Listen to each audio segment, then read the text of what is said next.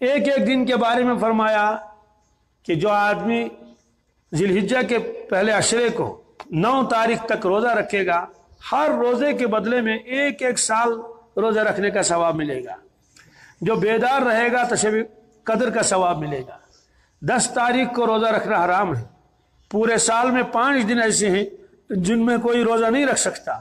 اس میں عید الفطر کا پہلا دن آتا ہے، یکم شوال، اس کے بعد 10 ذی الحجہ، 11 ذی الحجہ، 12 ذی الحجہ، 13 ذی الحجہ۔ اس میں 3 دن تو قربانی کے ہیں اور چوتھا دن ایام تشریق کا ہے۔ اسی لیے 9 ذی الحجہ فجر کی نماز کے بعد سلام پھیرنے کے بعد، چاہے انفرادی نماز ہو یا جماعت کے ساتھ پڑھے، سلام پھیرتے ہی ایک مرتبہ زور سے اللہ اکبر اللہ اکبر لا الہ الا اللہ واللہ اکبر اللہ اکبر وللہ الحمد، یہ تکبیر تشریق ہے، اس کا پڑھنا واجب ہے۔ خواتین پر بھی واجب ہے، البتہ ان کے لیے حکم ہے کہ وہ آہستہ اس کو پڑھیں۔ تو یہ ایام تشریق، جو حضرات ہر مہینے 3 دن کے روزے رکھتے ہیں، زندگی میں ایک مرتبہ ضرور 3 دن روزہ رکھنا چاہیے۔ زندگی میں کم از کم یہ آپ نیت کر لیں، میں بھی یہ نیت کر لیتا ہوں۔ کیا کرنا ہے؟ کسی بھی مہینے میں 13، 14، 15 لگاتار یہ 3 دن روزے رکھنے ہیں۔ آج اگر دشوار ہو تو سرما تو آنے والا ہے، اس میں آپ نیت کر لیں۔ کیوں؟ اس لیے کہ یہ 3 دن ہر مہینے میں روزہ رکھتے تھے رسول اللہ صلی اللہ علیہ وسلم، ہر مہینے میں۔ اس لیے کم از کم زندگی میں ایک مرتبہ اس عمل پر عمل کر لے۔ اس پر البتہ ذی الحجہ جب آ جائے گا اس میں 13 تاریخ کو روزہ نہیں رکھ سکتا۔ کیوں؟ اس لیے کہ وہ ایام تشریق ہے، ایام تشریق میں روزہ رکھنا ممنوع ہے۔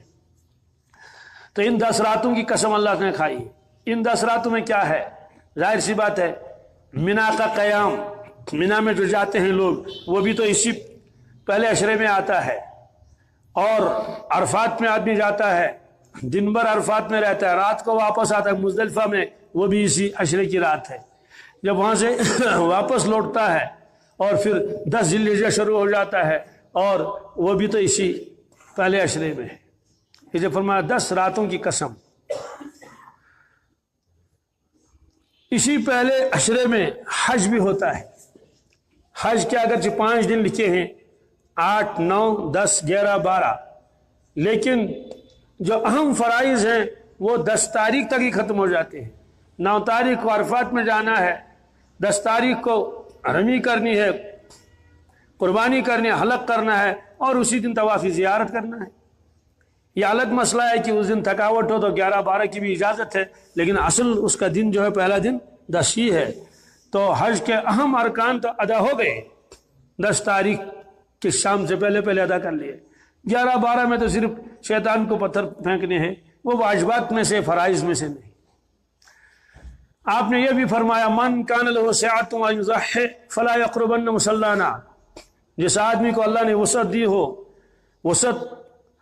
دی ہو، مالدار ہو، اس کے باوجود وہ قربانی نہ کرے بخل کی وجہ سے، فرمایا فلا یقربن مصلانا، میرا پیغام اس شخص تک پہنچا دو کہ آپ کا نبی صلی اللہ علیہ وسلم آپ سے یہ فرما رہا ہے، عید کے دن عید نماز پڑھنے کے لیے ہمارے عیدگاہ کے قریب نہ آنا، اس کو بتا دو میری جانب سے، یہ آپ نے پیغام بھیجا اس کے لیے۔